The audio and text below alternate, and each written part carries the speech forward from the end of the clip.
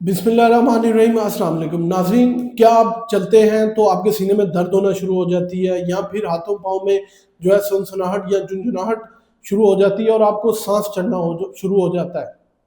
ये सारी अलामतें जो हैं जिस्म में खून की नालियों की बंद होने की है।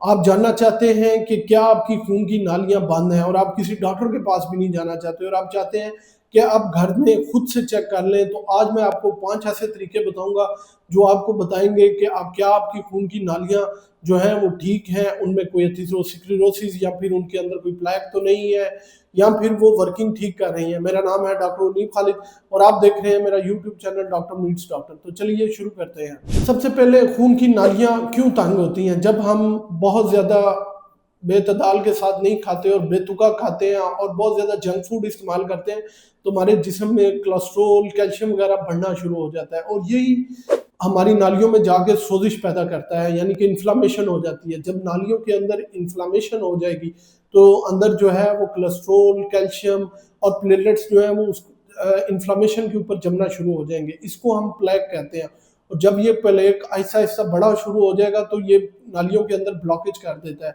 जब 70 टू 80% जो है नालियों के अंदर ब्लॉकेज होना शुरू हो जाती है, तो जो है हमें ये सारे सिम्पटम्स जो हैं वो आना शुरू हो जाते हैं। अब ये ब्लॉकेज के असबाब क्या हैं? इसमें ब्लड प्रेशर का कंट्रोल ना हो रहा, उसके अलावा जो है आपके अंदर कोलेस्ट्रॉल काफ़ी ज़्यादा होना, आपका शुगर कोलेस्ट्रॉल जो है वो अनकंट्रोल्ड होना और शुगर बहुत ज़्यादा होना, इसके अलावा मोटापा है, सेडेंटरी लाइफ़स्टाइल है, अगर आप बैठे रहते हैं और जंक फूड है जो आप खाते हैं, इसके अलावा रिफाइंड कार्ब जो मीठा आप बहुत ज़्यादा इस्तेमाल करते हैं, उसकी वजह से भी जो है जिगर ठीक तरह से कोलेस्ट्रॉल को हज़म नहीं कर पाता, हमारी नालियों में सोजिश और जो है वो कोलेस्ट्रॉल के पेक जो है वो जमा होने शुरू हो जाते हैं। अब आपको सिम्पटम क्या आएँगे कि आपको किस तरह पता लगेगा कि आपकी नालियाँ बंद हो रही हैं? तो आप जब भी थोड़ा-सा चलेंगे या थोड़ा-सा भागेंगे, तो आपके सीने में जो है वो दर्द होना शुरू हो जाएगी। इसके अलावा जो है आपको कभी-कभी अपने शोल्डर पेन जो है वो काफ़ी ज़्यादा होना शुरू हो जाएगी। फिर इसके अलावा आप थोड़ा-सा पैदल चलेंगे तो आपकी पिंडलियों में दर्द होना शुरू हो जाएगी। इसके अलावा आपको हाथों या पाँव में जो है वो झुंझलाहट और नीलापन नज़र आना शुरू हो जाएगा। मेल्स में ख़ुसूसी अगर वो अर्ली 30s ईयर्स के हैं या अर्ली 40s में हैं और उनमें मर्दाना कमज़ोरी होगी या इरेक्टाइल डिसफंक्शन, ये क्लासिकल सिम्पटम है कि इसका मतलब है कि उनकी खून की नालियाँ जो हैं वो तंग हो रही हैं।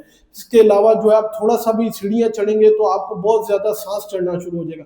इवन कि बैठे-बैठे जो है आपको कभी-कभी बातें करते हुए जो है वो साँस चढ़ना शुरू हो जाएगा। इसके अलावा जो है दिमागी धुंध, आपके जो कॉग्निटिव फंक्शन है, आपकी जो मेमोरी है वो कम हो जाएगी और फ़ोकस करने की सलाहियत जो है वो बहुत ज़्यादा कम हो जाएगी। अब मैं आपको बताता हूँ कि घर में 5 तरीकों से आप किस तरह चेक कर सकते हैं कि क्या आपकी खून की नालियाँ बंद तो नहीं हो रही। तो उसका सबसे आसान तरीका ये है कि सबसे पहले आप जो है वो थोड़ा-सा पैदल चलें या सीढ़ियाँ दौड़ के चढ़ें। अगर तो आपको साँस चढ़ना शुरू हो गया है और सीने में दर्द हो रहा है, तो इसका मतलब है आपकी नालियाँ जो हैं तंग हैं। दूसरी, आप अपने हाथों और पाँव की उँगलियों को देखें, क्या उनमें निलाहट आपको या फिर व्हाइट-व्हाइट तो नहीं नज़र आ रहा, तो आप समझ जाएँ कि आपकी जो खून की नालियाँ हैं वो तंग होना शुरू हो गई हैं। इसके अलावा आप अपनी कलाई पे या फिर अपने पाँव पे नब्ज़ भी चेक कर सकते हैं। अगर नब्ज़ काफ़ी स्लो है तो इसका ये भी मतलब है कि जी आपकी नालियाँ तंग होना शुरू हो गई हैं।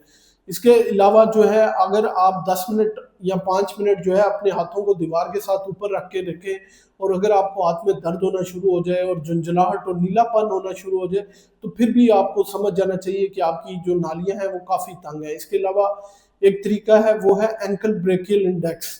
इसमें आप कलाई पे ब्लड प्रेशर नोट करके और खून का प्रेशर नोट करके, इसके अलावा आप टखनों पे जो है वो खून का प्रेशर डिजिटल मीटर से चेक करके उससे भी पता कर सकते हैं। ये एंकल ब्रेकियल इंडेक्स किस तरह निकालते हैं? बाजू का प्रेशर डिवाइडेड बाय टखने का प्रेशर। अगर उसकी रेशियो जो है 0.9 से कम है, तो समझ जाइएगा कि जो आपकी वीनस इनसफिशिएंसी है या फिर जो नालियाँ हैं वो काफ़ी तंग है। अगर आपकी नालियाँ तंग हैं तो इसके खतरनाक नताइज क्या हो सकते हैं? आपको दिल का दौरा पड़ सकता है, आपको फालिज का अटैक हो सकता है, आपके गुर्दे फेल हो सकते हैं, अगर टाँगों में क्लॉट फँस जाए तो आपकी टाँगें जो हैं वो क्लॉट जो है उनको आगे खून की सप्लाई ख़त्म कर देगा, टाँग काटनी पड़ जाएगी। इसके अलावा अगर ये पेट में चला जाए तो मेसेंटेरिक इस्कीमिया, ये भी बहुत ख़तरनाक है, जानलेवा साबित होता है।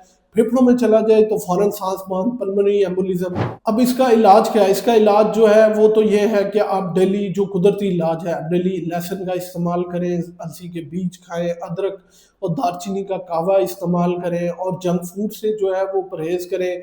ओमेगा 3 फैटी एसिड्स जो है उनका बहुत अच्छा रोल है कि ये प्लेक को डिजॉल्व कर देते हैं। इसके अलावा आप तंबाकूनोशी से परहेज करें, सॉफ्ट ड्रिंक से परहेज करें, रिफाइंड कार्ब से जो है परहेज करें, अपने ब्लड प्रेशर और शुगर को जो है वो डेली मॉनिटर करें, उन्हें कंट्रोल में करें। इसके अलावा जो है जंक फूड को अवॉइड करें, कोशिश करें कि आप जो है वो फैट जो है एनिमल ओरिएंटेड इस्तेमाल करें, ना कि प्लांट ओरिएंटेड।